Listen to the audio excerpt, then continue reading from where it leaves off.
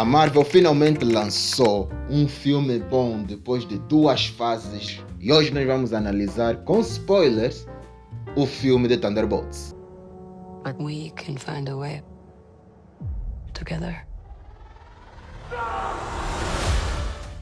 Então família, Geekal aqui para vos falar um mambo. A cena de hoje é Thunderbolts. Vamos aqui começar a falar sobre alguns aspectos do filme. Eu não vou estar aqui a dizer literalmente o que aconteceu no filme. Vou dizer os aspectos que foram bons, coisas assim a destacar e etc. Primeiro, o diálogo. Vou começar a dizer, esse filme de Thunderbolts é um dos poucos filmes da Marvel que realmente teve um roteiro trabalhado. Porque teve que passar por muita cena triste para finalmente chegar num filme em que tem um diálogo interessante. Em que não tem, e quando eu digo não tem uma conversa que não seja minimamente interessante. Eu até achei que ia chegar num ponto em que teria uma conversa assim, tipo, podre. Tipo, tem conversas básicas, mas não tem uma conversa desgraçada, tá a ver? Tem encontros entre personagens, conversas e diálogos entre personagens que você não esperava que teriam. Porque, por exemplo, a Fantasma tem diálogos que eu até hoje fico impressionado. Eu nunca esperei gostar dessa personagem desde o filme do Homem-Formiga. Nunca esperei. Todos os personagens que estão aqui envolvidos sempre tiveram um trabalho ou foram interessantes de alguma forma. Até a Condessa Valentina.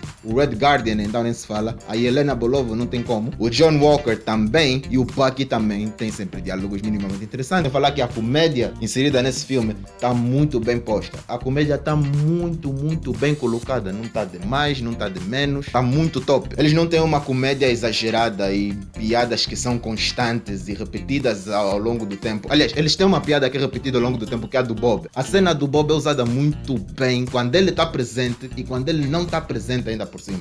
Isso reflete ainda mais no facto de como eles abordam as dificuldades que cada um está a passar. Porque está todo mundo mal lá, tipo, está todo mundo no fundo do poço. No entanto, eles ainda utilizam elementos de comédia para poderem, então, relaxar um bocado. A piada do Red Guardian e da Yelena sendo um pai com a filha, ver a filha com os amigos e não sei o que, com esse grupinho, mano. O Red Guardian como alívio cômico. Tipo, tem 2 alívios cômicos, que é o Bob numa certa parte e o Red Guardian. Mas até o Red Guardian como alívio cômico tem momentos de profundidade, mano. O destaque desse filme é o diálogo sobre temas mais profundos e delicados de saúde mental, como depressão, solidão, procura de propósito, chamado do heroísmo, coisas desse gênero que são abordadas aqui nesse filme. Mas não é só por serem abordadas nesse filme, é por serem abordadas na Marvel. Porque nós já sabíamos que com esses personagens, todos eles tinham passado por situações complexas. A Yelena Belova mal viveu a vida dela, porque ela é literalmente quase como uma criança desde que ela fugiu do controle mental. Porque ela tá aqui, mas ela ainda tá aprendendo a viver independentemente. E ela tava com a irmã, depois ela perdeu a irmã ainda por cima.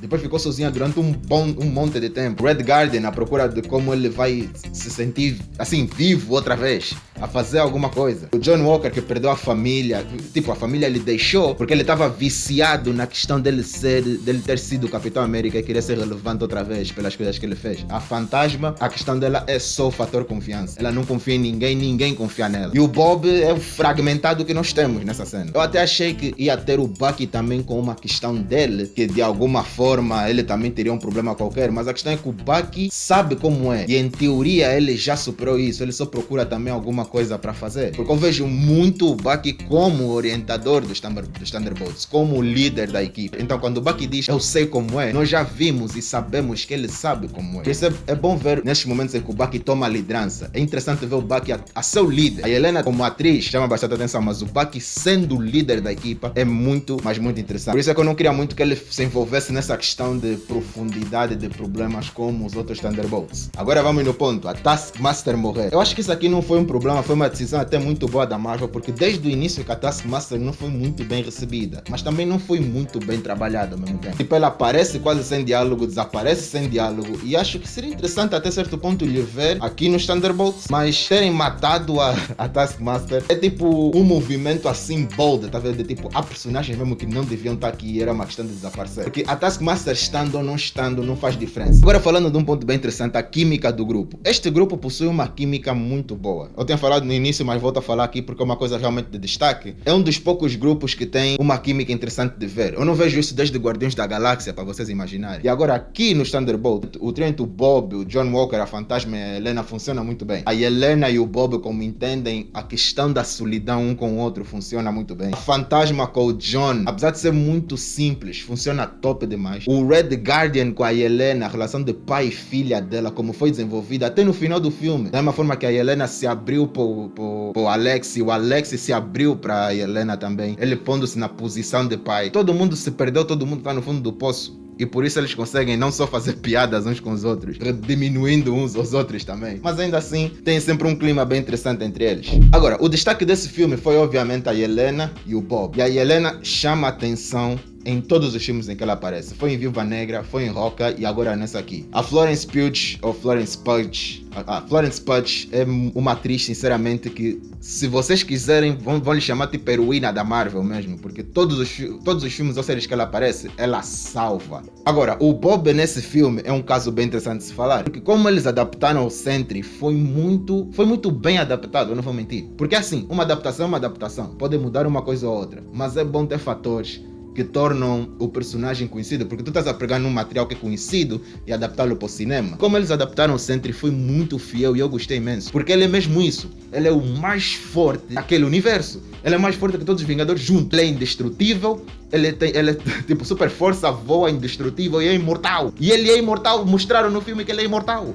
E foi fixe vê-la lutar contra os Thunderbolts, porque mesmo aquilo que acontece, ele só não lhes matou, porque ele não estava a entender. Primeiro porque ele gostava deles, isso estava lá, não lhes matou porque ele gostava deles. Mas também porque ele, como ser mais forte, porque que ele vai matar pessoas que não são uma ameaça no final do dia? Ele e o Vácuo, porque putz, mano, o Vácuo é muito bom. Poxa, o Vácuo é muito bom. É uma adaptação genial, curti muito de como eles adaptaram o Sentinela, tá muito fiel, tá muito bem feito. Tem nota 10 esse Sentinela. E eu tô ansioso para ver mais do Sentinela, sinceramente. Eu quero ver mais. Aquele asterístico que tá lá no Thunderbolt era para dizer que esses gajos são os novos Vingadores. Os novos Vingadores. Nós sempre nos questionarmos quem serão os Vingadores, porque o filme de Avengers Doomsday quase a chegar, vai ter Avengers Doomsday, Avengers Guerra Secreta e não tem Vingadores. Quem são os Vingadores? E agora puseram os Thunderbolts como os Vingadores, para ter filme dos Vingadores, porque são mesmo esses que vão se envolver naquela cena. Achei essa uma jogada muito interessante da Marvel, sinceramente, pondo os novos Vingadores como os Thunderbolts, porque eventualmente talvez vão reformular a equipa e os Thunderbolts vão ser uma coisa completamente separada e vai ter os Vingadores também. A partir daqui, falando de questões da cena pós-crédito, eu estava aqui que introduziram agora o Quarteto Fantástico. O Quarteto Fantástico vai estar nesse universo. Não esperava outra coisa, porque o Quarteto Fantástico, no universo em que eles são tipo os únicos heróis naquele território, naquele universo. Parece que não tem outros heróis para além do Quarteto Fantástico. E aí temos que ver como é que eles iriam conhecer os outros heróis para poder chegar a Avengers Doomsday. E pelos vistos, eles estarão dentro do universo dos Vingadores. E eu acho que eles vão ser uma equipa e depois vão ser essa equipa contra os X-Men para poder chegar ao Doom, para assim o Doom deter o Loki e yara. O filme tá muito bom. O filme é muito bom. Dá vontade de ver outra vez. Dá vontade de ver mais dessa equipa. Nós queremos ver muito mais deles. E por enquanto é isso, malta. Vemo-nos no próximo vídeo. Espero que vocês tenham gostado do filme da mesma forma que eu gostei. Se vocês têm alguma coisa a dizer, deixem nos comentários. Partilhem esse vídeo com alguém que também tenha curtido do Thunderbolts. E vemo-nos na próxima. Peace!